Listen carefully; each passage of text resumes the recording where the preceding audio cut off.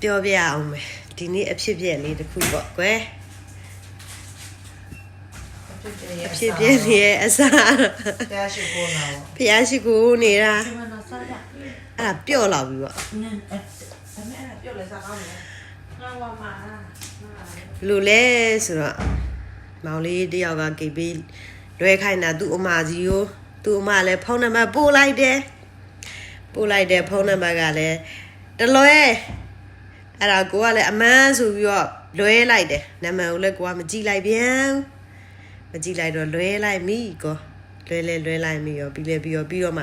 မားနေတယ်တဲ့ဖုန်းနံပါတ်အသစ်တစ်ခုထပ်ပို့လာတယ်ပြီးရောအမှ15သိန်းကအဲ့တခြားအကောင့်တွေရောက်သွားရောက်သွားအဖြစ်ပြပြအောင်မယ်ဘယ်လိုလဲဆိုတော့ကောစင်တာတော့ကေဘေးစင်တာကိုသွားတော့ကောစင်တာကိုဖုန်းခေါ်တဲ့ဖုန်းဆက်တော့ဆောင်းပိတ်လို့လေဖုန်းဆက်တော့လဲဖုန်းကလည်းယာယီပိတ်ထားတယ်တဲ့မလွှဲလိုက်တဲ့ဖုန်းနံပါတ်ကတော့ကောလည်းဖျားရှိခိုးနဲ့မပြီးသေးဘူးမဘာလုပ်ရမလဲဆိုတော့အဲ့နဲ့ဒီတိုင်းပဲနေလိုက်ပြီးရောကောစင်တာကိုသွားကေဘေးစင်တာကိုသွားလိုက်တယ်သွားပြီးရောဘယ်လိုလုပ်လဲကေဘေးစင်တာကောစင်တာကိုခေါ်တယ်ကောစင်တာကိုခေါ်လိုက်ရတယ်လဲနိုင်ဝက်လောက်ကြားတယ်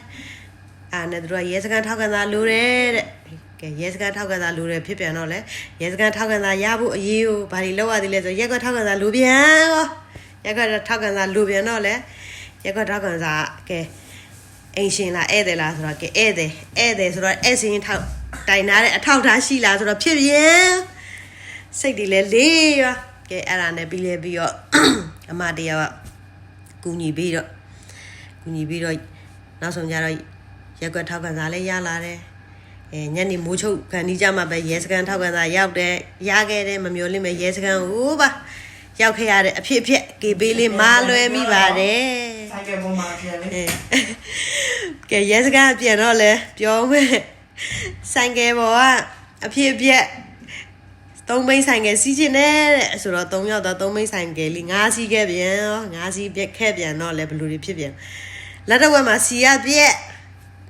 ကြရက်တွေကိုထားလို့စိတ်တွေလဲလေဒီနေ့ကတော့တကယ်ဘူးလုံးဝဘယ်လိုပြောရမလဲတော့မသိတော့ပါဘူးဒါပေမဲ့လည်းဆိုင်ကစီးရတာအမှတ်တရပေါ့ကွယ်